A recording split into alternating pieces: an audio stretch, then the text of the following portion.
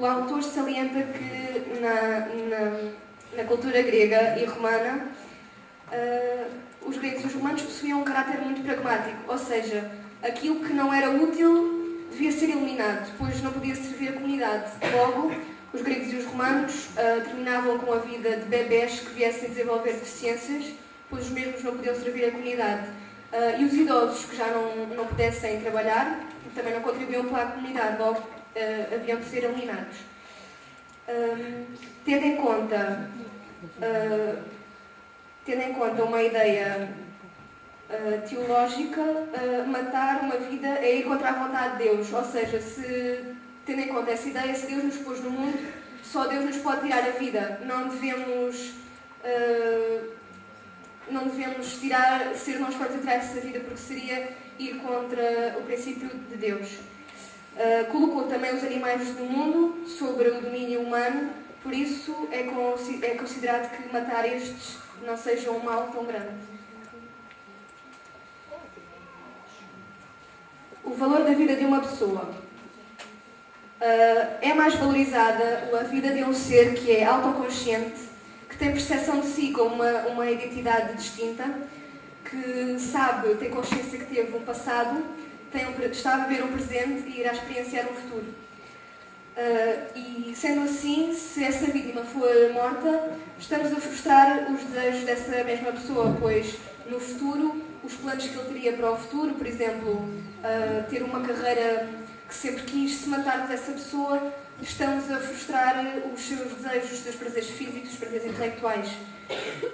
Matar elimina a felicidade que a vítima poderia sentir se permanecesse viva. Logo, os utilitaristas encaram matar como um mal. Um ser que não se aperceba de si como uma identidade distinta e da sua existência ao longo do tempo, não se importa ou preocupa que a sua vida seja roubada de um momento para o outro, pois se ele não tem percepção de si, não teve ideia de planear um futuro, nem conseguiu.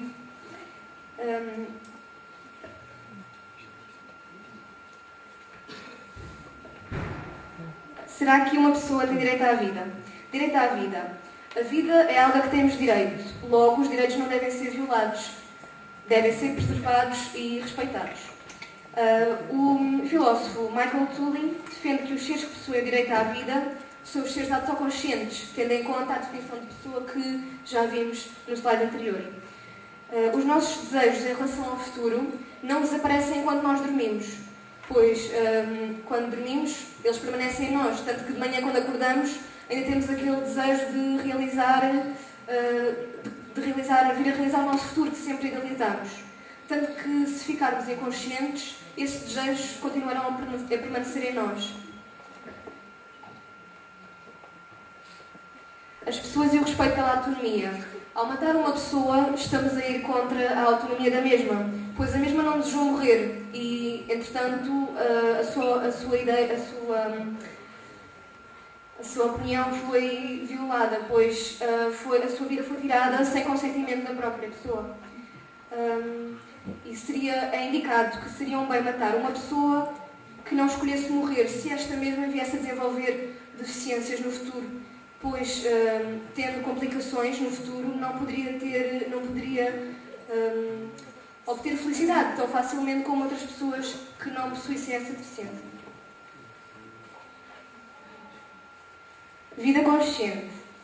É a comparação entre a vida de alguém consciente, mas não autoconsciente, e uma pessoa, tendo em conta também a definição de pessoa que já vimos no slide anterior. Nós valorizamos o prazer. Por isso, matar quem possui uma existência agradável elimina o prazer que essa mesma pessoa viria a sentir no futuro. Logo, essa morte é encarada como um mal. Por bem, seria aumentar o prazer no mundo, aumentando o número de pessoas que viessem a sentir uma vida agradável. E seria por mal diminuir o prazer no mundo, eliminando as pessoas que possuíssem uma vida agradável. Deve ser por bem aumentar a vida de seres com uma vida agradável sem piorar a situação de outros. E constituía um mal se um casal decidisse ter um filho, tendo em conta que esse mesmo filho viesse a desenvolver deficiências que viessem a prejudicar o seu futuro. mas que seria por bem os pais conceberem essa criança, pois essa criança tem direito à vida como todas as outras, se os pais pudessem promover a felicidade dessa mesma criança, dar-lhe possibilidades de acompanhamento médico para a deficiência ser acompanhada, o desenvolvimento da criança ser acompanhado de forma com mais cuidado, e assim a criança poderia diminuir a sua infelicidade, pois o futuro já viria a ser agradável se os pais assim conseguissem conceber. A comparação de vidas diferentes. O autor, neste tópico, indica que seria possível, se fosse possível possuirmos a vida humana e, mesmo assim, presenciarmos uma vida animal e, no meio, ter uma vida que pudesse comparar essas duas, ou seja, comparar a vida humana e a vida animal, tendo a percepção de qual delas seria a melhor. O autor indica que se executássemos uma pirâmide, quem ficaria no topo seria o ser humano, pois é um ser autoconsciente, inteligente, o que lhe permite ter mais probabilidades para alcançar a felicidade, tem percepção de si, logo pode idealizar o seu futuro, tendo em conta o seu presente e tendo em conta o passado que já vivenciou. Destaquei aqui umas frases nesta parte que dizem: é melhor ser um ser humano insatisfeito que um porco satisfeito. O que quer dizer Stuart Mill com isto é que o ser humano pode ser insatisfeito, mas para combater essa insatisfação pode aumentar as suas capacidades intelectuais, lendo um livro, algo que lhe dê prazer intelectual.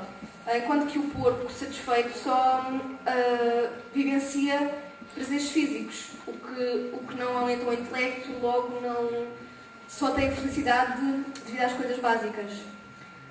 E outra que é: e se o porco ou o louco são de opinião diferente, é porque só conhecem o seu lado da questão. Ou seja, se o louco diz que a sua vida é melhor que um ser humano que tenha consciência de si e tenha a percepção de um futuro, de um presente e de um passado, é porque só conhece o seu lado da questão, ou seja, só conhece a sua vida de louco, não experimentou ter uma vida sã, como um ser humano que é autoconsciente e tem percepção de si. É frágil dizer que a vida de todo o ser possui um igual valor, pois existem espécies que se sobrepõem a outras espécies. Por exemplo, se tivéssemos de escolher entre a vida de uma cobra e a vida de um rato, acho que parte de nós escolhia a vida do predador, sendo o rato a vítima, pois tinha mais fácil ser atacado pela cobra e a sua vida podia terminar de um momento para o outro. Tendo uma vida consciente mais desenvolvida, maior grau de autoconsciência, racionalidade, experiências possíveis, preferiríamos escolher a vida humana. Daí o ser humano se encontrar no topo da pirâmide no que toca à preferência pelas vidas. É preferível a vida de um ser humano normal à vida de um ser humano com um nível intelectual semelhante ao de um animal. Esta frase coincide com a citação que eu acabei de ler há pouco. Concluindo, o ato de matar tanto pode ser encarado como um bem ou como um mal. É por bem matar se uma pessoa não estiver satisfeita com a sua vida devido a uma deficiência, porque tem consciência que não irá ter um futuro tão bom como as pessoas normais. E será por mal matar uma pessoa inocente, pois violamos a sua autonomia, pois a mesma não escolheu morrer. E então estamos a violar o direito dessa pessoa a ter uma vida e a sua autonomia. As consequências permanentes do ato de matar as consequências é a pessoa, a vítima, não experimentar o futuro, os seus desejos, não conseguir ter a carreira que sempre desejou, pois frustramos os desejos futuros da vítima quando procedemos ao ato de matar. E como justificar este acto? Este acto pode ser justificado por estas questões que já referi, porque um embrião que os pais tenham consciência que venha a ter um futuro miserável, é por bem não conceber este filho se os pais não tiverem capacidade para lhe proporcionar um futuro agradável. Mas será por mal matar uma criança que venha a ter uma vida agradável só porque os pais não têm capacidades para o criar. Obrigada.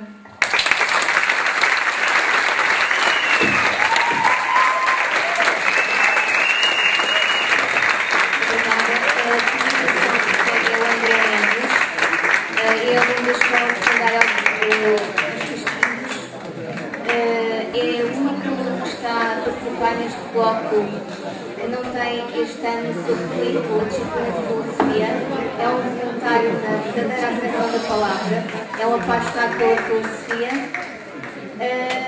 Entretanto, enquanto o André se prepara, eu queria também agradecer hoje a presença pela primeira vez da Escola Secundária Alfreda Silva, que está aqui presente.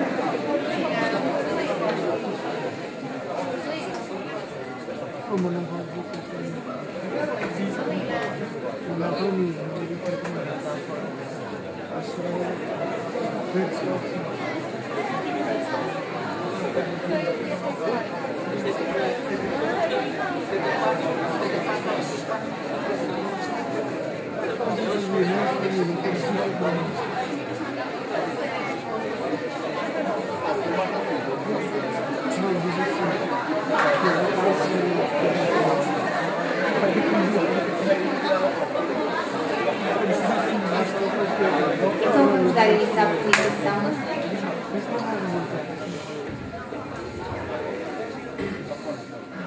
Boa tarde. Antes de mais queria agradecer à professora Maria Lília pela minha participação aqui. Já é o terceiro ano consecutivo aqui no colóquio, com muito prazer. Estou aqui. Boa tarde. Eu venho apresentar este ano a minha tese sobre o livro de Ray Bradbury, Fahrenheit 451, um livro de 1953. Este livro conta a história de um bombeiro que, ao contrário da realidade, os bombeiros são sempre retratados como heróis, é um vilão, pertence a um esquadrão de bombeiros que, em vez de combaterem os fogos,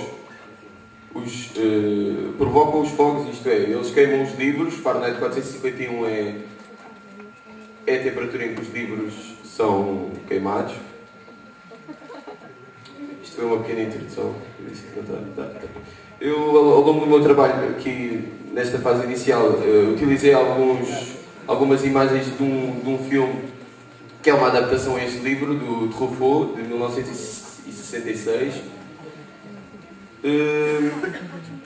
Antes de mais, queria-vos explicar porque é que este bombeiro decidiu mudar a sua atitude.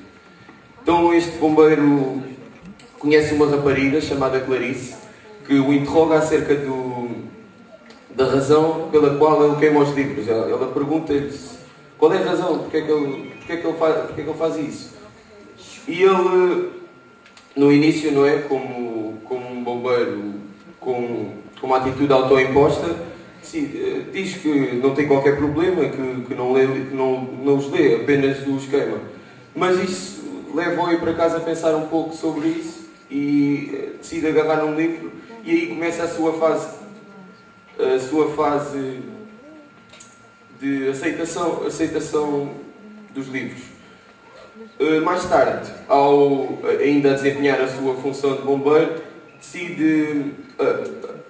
encontra uma senhora, que é a senhora dos livros, que tem uma biblioteca gigante em casa. As bibliotecas nesta história eram proibidas e os livros eram todos proibidos. E esta senhora, ao preferir queimar-se com os livros, morrer com os livros, do que deixá-los a queimar sozinho, faz com que ele decida mesmo deixar deixar de acreditar nesta sociedade e passar a acreditar no verdadeiro poder dos livros. A sociedade em que ele vive neste livro é uma sociedade adormecida. Existem alguns casos no livro, eu vou especificar assim um ou dois. Não, dois. Um deles é o facto da mulher dele, a Mildred, viver rodeada de tecnologias de ponta, de paredes com ecrãs, com televisões que falam, e ela, com tanta coisa útil, não é? Acaba por ser uma inútil no meio de tudo, e é isso que leva a um estado depressivo. Outro personagem também muito importante nesta história é o Capitão Beatty, que é o líder do esquadrão. Do esquadrão. Ele tem uma atitude perante os livros. Ele diz que o mal dos livros é eles transmitirem conhecimento às pessoas, e ao transmitirem tornam essa pessoa que absorveu o conhecimento superior a outras das quais não têm. E isso todas as pessoas precisam de igual. Todas as pessoas têm de ser iguais, não é? Não pode haver pessoas com mais conhecimento do que outras. O final desta história é uma fuga. Após matar o capitão, ele decide fugir e vai para uma aldeia de pessoas livres. Isto é uma aldeia de pessoas que fugiram da sociedade e se dispuseram a acreditar, a decorar livros como forma de protesto, ou não sei, é uma forma de adquirir o conhecimento sem ter o bem material. Eles, após lerem o livro, vão se chamar livros. E eu acho que isso é uma espécie de uma metáfora, porque são pessoas livres e pessoas.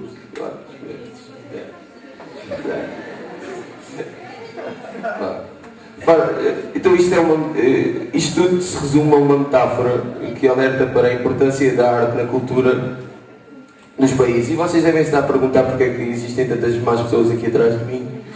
São os grandes ditadores deste último século. E ao pensar um pouco na arte, cheguei à conclusão que em cada ditadura a primeira coisa a ser sempre cortada é a arte. Isto é a capacidade que nós temos de ter liberdade de expressão. E é uma coisa que a gente a pouco e pouco assiste e foi assistindo até aos dias de hoje. Isto não é há tão pouco tempo atrás, antes do 25 de Abril, que havia montes de pessoas, montes de músicos que tinham de editar as suas músicas em França para poderem editar realmente, para poderem escrever o que queriam, porque em Portugal não conseguiam editar letras que incitassem a revolta e incitassem a um espírito um espírito de revolta. E aí surgiu-me uma pergunta, que é: como é que a arte, que à partida não é útil, se pode tornar tão perigosa? A arte, no fundo, não precisamos dela para viver, não precisamos dela, não a comemos, não dormimos com ela, não é? E se pensarmos bem, a gente só podemos dizer que éramos humanos quando os primeiros homens fizeram desenhos nas grutas. Logo aí foi uma forma de distinção dos outros animais, é uma forma de nos distinguirmos.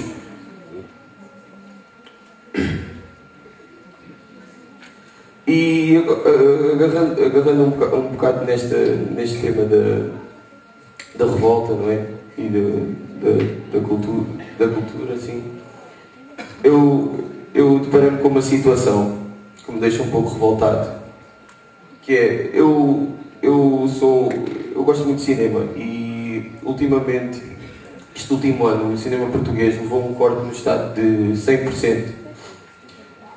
deixando à mercê das grandes empresas televisivas como TVI, ou coisas aquelas. E o que fazem é que, ao agarrar no cinema português, produzem filmes que são autênticos sucessos de bilheteira, mas que não nos ensinam praticamente nada, não é? Como Morangos com Açúcar. Esses filmes não nos ensinam praticamente nada. Não tem... É uma tentativa de alienação.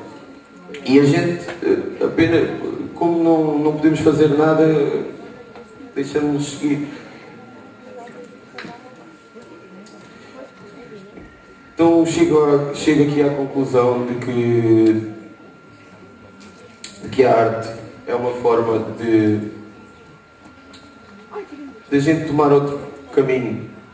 Isto é, se a gente estamos, se nos predispomos a querer seguir o caminho que nos é autoimposto, isto é, se nós na nossa sociedade seguimos sempre o mesmo caminho, sem sequer pensar, como no livro, não é? Vamos acabar por não encontrar uma coisa nossa, uma coisa única. Logo aí, a importância da arte no nosso desenvolvimento é tornar-nos especiais, tornar-nos com desculpa lá. É encontrar um caminho paralelo àquele que nos é autoimposto. Isto é, a gente encontra uma saída à monotonia dos nossos dias, e isso torna-nos livres, e eu acho que não há nada tão bom como isso. Para acabar, gostaria de vos ler uma frase de um cientista, não um homem das artes, isso fique bem claro, que é um senhor que também vocês devem todos conhecer, Einstein. Se quiser que os seus filhos sejam brilhantes, leia-lhes contos de fadas. Se quiser que sejam ainda mais brilhantes, leiam ainda mais contos de fadas. Isto é, a nossa mente, ao ser alimentada com fantasias, com lugares imagináveis, acabamos por criar uma realidade personificada, e acho que nos torna especiais, e eu acho que isso é o mais importante de tudo, é a gente conseguir diferenciarmos uns dos outros, e acho que o segredo da vida é sonhar, e é o conselho que eu vos dou. Muito obrigado.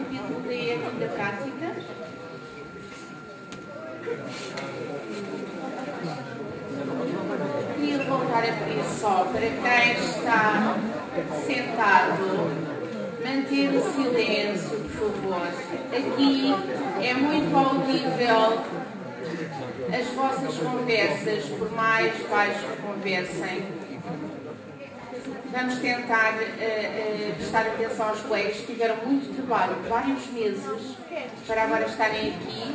Portanto, vamos fazer um esforço de manter o silêncio, está bem?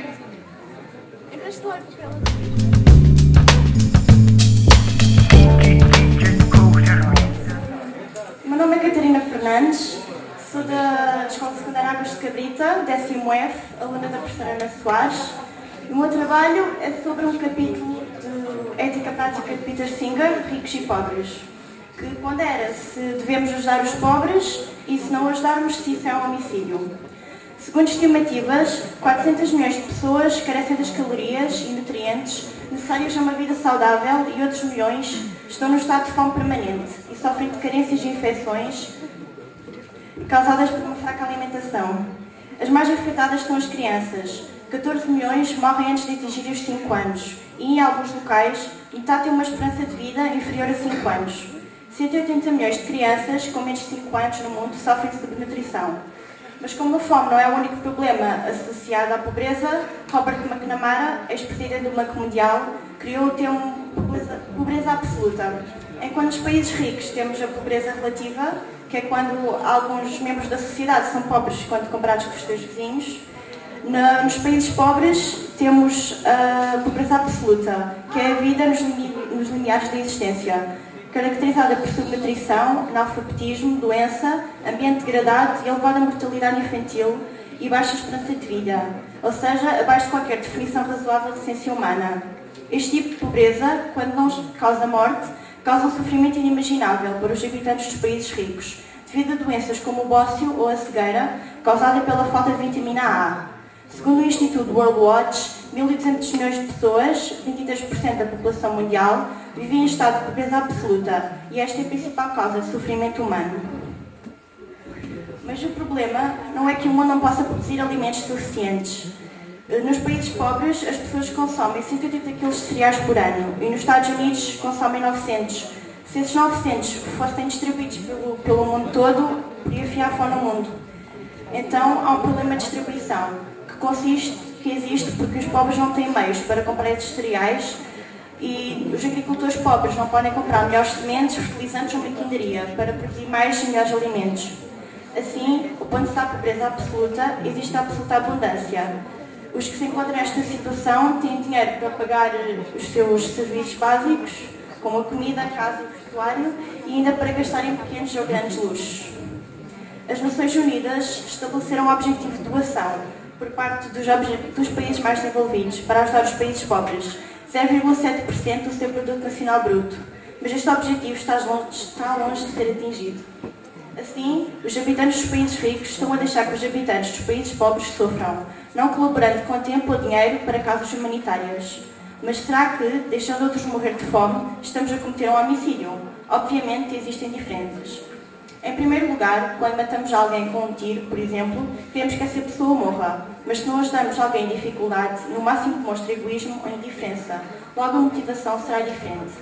Em segundo lugar, enquanto quase toda a gente cumpre a regra de não matar, é mais difícil salvar o maior número possível de pessoas. Para isto, seria necessário um enorme heroísmo moral, que não é necessário para simplesmente não matar. Outra diferença é o facto de, quando matamos alguém deliberadamente, sabemos qual é o resultado da ação, mas não sabemos o resultado de não matar alguém, pois o dinheiro que doamos pode não atingir o objetivo, como estava inicialmente previsto, ou se não ajudarmos, pode ninguém morrer. A quarta diferença é o facto de, quando matamos alguém, sabemos quem estamos a matar, mas não sabemos com exatidão quem estamos a prejudicar se não ajudarmos os pobres. Em quinto lugar, não podemos ser responsabilizados por alguém estar a passar fome. Logo, também não somos responsabilizados pela sua morte, mas se matarmos alguém, a culpa é nossa. Mas podemos deixar alguém morrer por maldade. Pode ser tão fácil ajudar as pessoas que o nosso dever é facilmente cumprido. Podemos ter a certeza de que se não ajudarmos essas pessoas morrem e sabermos quem elas são. Logo, as nossas ações podem ser explicadas, mas será que podem ser justificadas? Se deixarmos alguém morrer propositadamente, mesmo que não a conheçamos, a nossa ação é condenável. Se não dermos dinheiro porque não sabemos que vai realmente ajudar alguém, também estamos a agir mal e, consequentemente, somos responsáveis pela morte de uma pessoa que viveria se tivéssemos dado o dinheiro, isto visto pela perspectiva do consequencialista. Mas segundo a teoria dos direitos, se temos direito à vida, que é contra a ameaça a ela, mas não a ser ajudados quando ela está em perigo, os outros não podem ser responsabilizados. Logo, se não piorarmos o estado dessa pessoa, como podemos ser responsabilizados? Mas, por outro lado, sabemos que isto não faz sentido, porque somos seres sociais com o dever de ajudar os outros. No que diz respeito às nossas motivações, não desejar a morte a alguém reduz a severidade e a censura que merece, mas não ajudar é um ato que deve ser punido. Mas também não se deve criticar aqueles que não ajudam o suficiente ou não salvem toda a gente. Mas isto não significa que o ato em si não seja tão grave. Então, por que é que devemos ajudar? Existem 3 premissas neste argumento. A primeira é, se pudermos impedir que o mal aconteça, se sacrificarmos nada de importância moral comparável, devemos fazê-lo. A segunda é, a pobreza absoluta é um mal. A terceira é alguma pobreza absoluta que podemos impedir que aconteça, sem sacrificar alguma coisa de importância moral comparável. E, embora não possamos impedir toda a pobreza absoluta, impedir alguma, estamos a cumprir este dever. Conclusão, temos o dever de impedir alguma pobreza absoluta. Mas há argumentos que dizem que não devemos ajudar. A primeira é cuidar dos nossos. Se tiver ao nosso alcance melhorar a situação de alguém da nossa família ou do nosso grupo de amigos, preferimos fazê-lo a ajudar alguém que esteja longe de nós. Isto não é justo porque as pessoas que não fazem parte da nossa comunidade também merecem a nossa ajuda e somos especiais. A segunda é os direitos de propriedade. Que se alguém ganha dinheiro ou uma riqueza justamente e com trabalho, essa riqueza não é obrigada a ser entregue a outra pessoa. A terceira é a população e a ética da triagem. Há quem defenda que se deve fazer uma triagem, pois há um excesso de população. Não devemos ajudar os países que com ajuda não consigam superar as dificuldades e aqueles que com ajuda, que sem ajuda conseguem superá-las, deixando os desastres naturais, as doenças e a fome, matar toda a população, até se atingir um nível sustentável. Resumindo, os ricos devem deixar os pobres morrer para não os arrastar também eles para a pobreza. Mas já foi dito que o problema não é o excesso de população, mas sim uma má distribuição das riquezas. Mas, por outro lado, a população está realmente a crescer, mas pode ser controlada através da redução da taxa de natalidade ou de um aumento das taxas de mortalidade. Mas algo que podemos fazer, em vez de prestar ajuda monetária, os governos podem apoiar esses países mais pobres com medidas de saneamento básico, técnicas médicas modernas e uso de métodos contraceptivos, que levarão a uma redução das taxas de natalidade e mortalidade. E se esses governos não aceitarem a nossa ajuda devido a motivos religiosos ou nacionalistas? Neste caso, não podemos fazer nada, pois a nossa ajuda seria ineficaz. A quarta é deixar a cargo do governo. Há quem diga que a ajuda internacional deve ser deixada a cargo do governo e que a ajuda privada impede que os governos cumpram a sua função, mas deve haver um equilíbrio entre as duas, por isso este argumento não dá. Quinta é um padrão demasiado elevado. A primeira versão desta objeção é não podemos alcançar um padrão muito elevado de ajuda e seria absurdo criticar alguém por não o atingir. Como diz o biólogo Garrett Hardin, o altruísmo só pode existir a pequena escala, a curto prazo e no seio de grupos pequenos e íntimos. A segunda versão diz que ajudar seria desconfortável, pois teríamos de prescindir dos prazeres da vida, como concertos ou roupa bonita. Esta teoria, defendida por Susan Wolf, é obviamente ridícula, pois não podemos viver em luxo e aceitar o sofrimento dos outros, e as necessidades alheias de vida ou de morte têm de ser prioridade.